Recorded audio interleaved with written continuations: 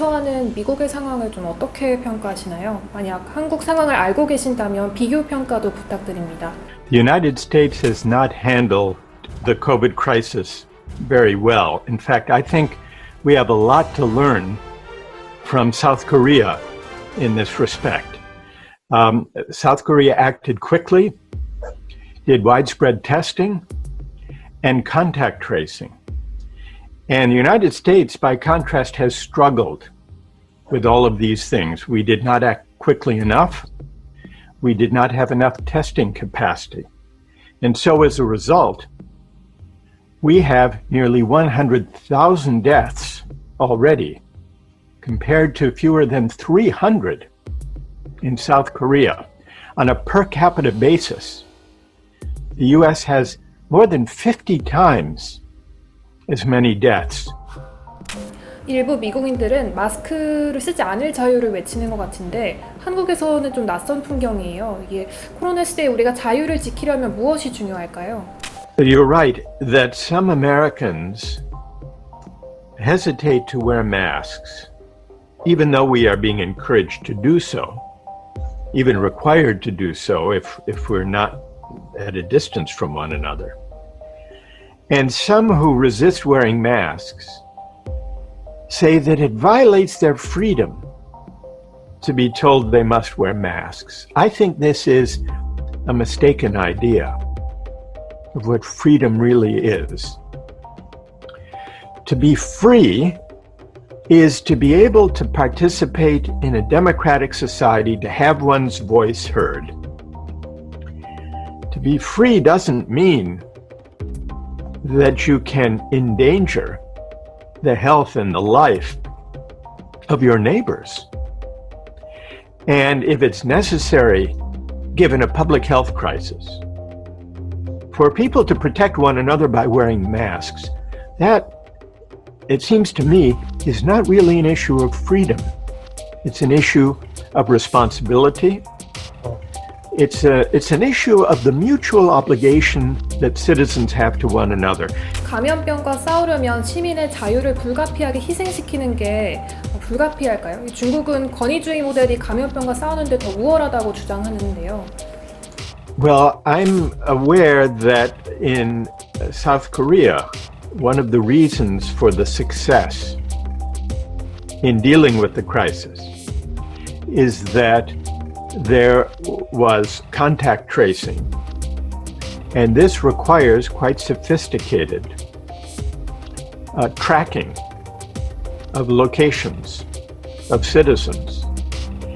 And under normal circumstances, I think that we should be skeptical of the government or companies having access to detailed location data of citizens, because in ordinary times, this can pose a threat to privacy and to civil liberties.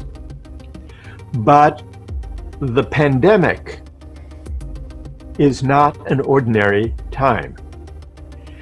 And if contact tracing and the use of location data can save thousands of lives, then I think it's worth, as a temporary measure, making that trade-off.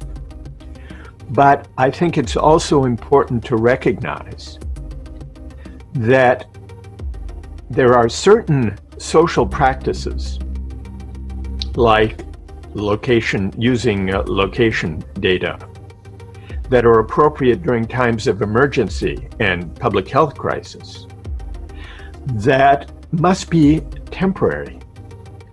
We should not get into the habit of allowing, in ordinary times, the government or big companies tracking and revealing the location of citizens. So one of the real tests of this crisis is whether the emergency measures that are necessary, important in dealing with the crisis can be adjusted once the crisis ends, so that norms of civil liberties and of privacy rights can be restored once the crisis passes. 한국에서 정의란 무엇인가의 저자로 잘 알려져 계시잖아요. 노인들이 죽고 많은 사람들이 일자리를 잃는 코로나 시대에 가장 중요한 정의의 원칙은 무엇일까요? The biggest question of justice that arises in relation to the COVID crisis is how are the benefits and burdens being shared? We see this with the frontline workers, the essential workers, in the hospitals, of course, the doctors and nurses, but also the delivery people, the people who work in grocery stores, the people who work in warehouses, police and fire fighters, the sanitation workers. These are workers on whom we all rely right now, but who are not among the best paid workers.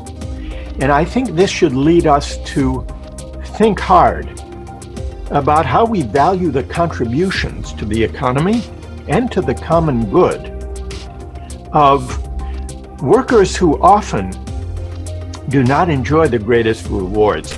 감염병이 사람들을 서로 경계하게 만들고 다른 사람들을 혐오하게 만든다고 하는데 이런 시대에도 우리가 좋은 공동체를 만들 수 있을까요? 그리고 그러려면 우리는 무엇을 해야 할까요? This is one of the big ethical challenges of the crisis. We too easily fall into the habit of viewing our neighbors and our fellow citizens not as neighbors and as fellow human beings, but as potential carriers of the virus, as potential threats.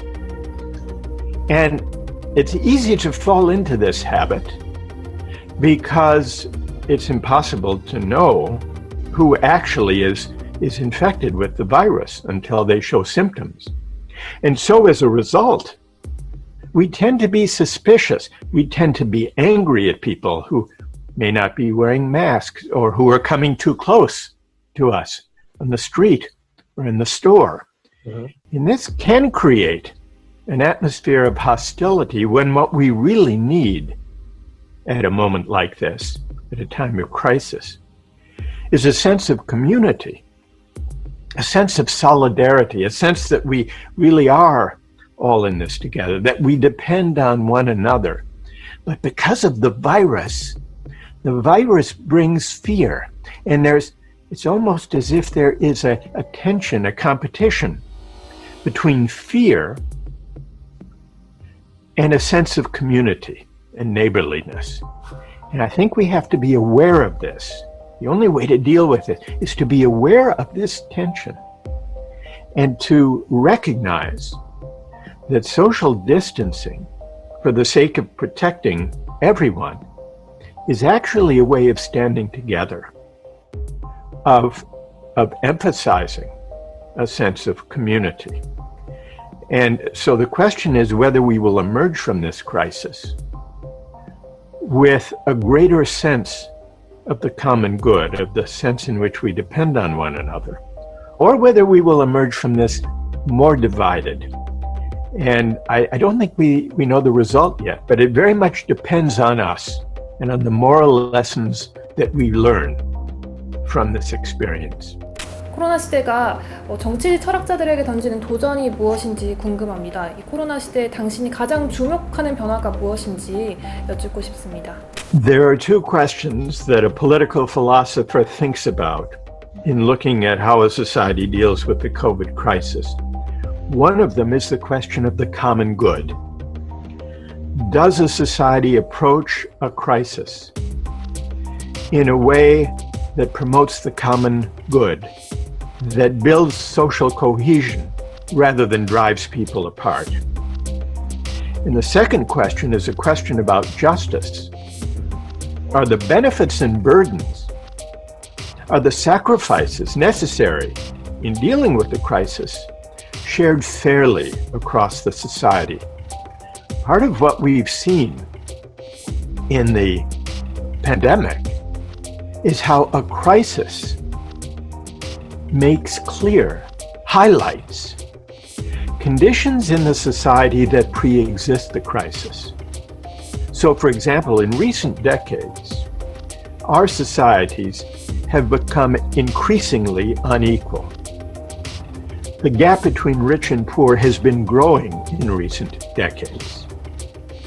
This inequality is certainly a problem that we are facing in the United States, and I'm aware that there is also deep inequality in South Korea. This is not new to the crisis, but what the crisis dramatizes is the significance of the inequality that has been building for a number of years.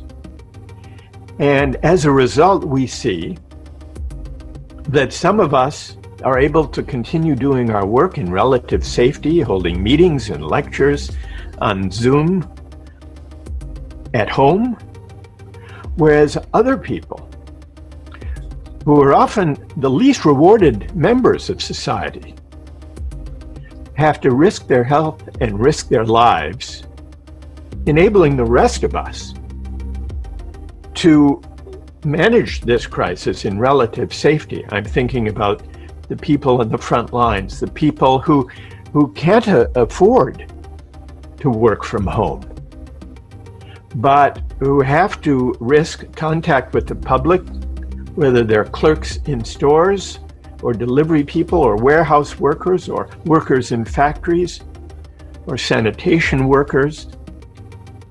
And these are some of the most neglected members, very often, of our society.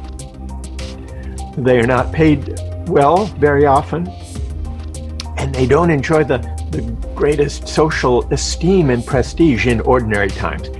But in times of crisis, we realize that we depend, even on workers we may ignore during ordinary times. We depend on the risks that they are taking, on the services they are providing, on delivering us goods so we don't have to venture out and risk our health by going into crowded stores.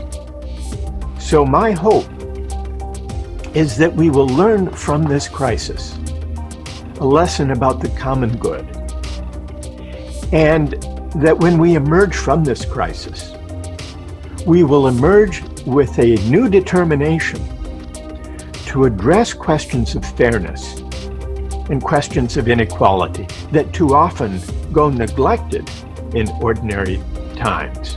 Thank you very much.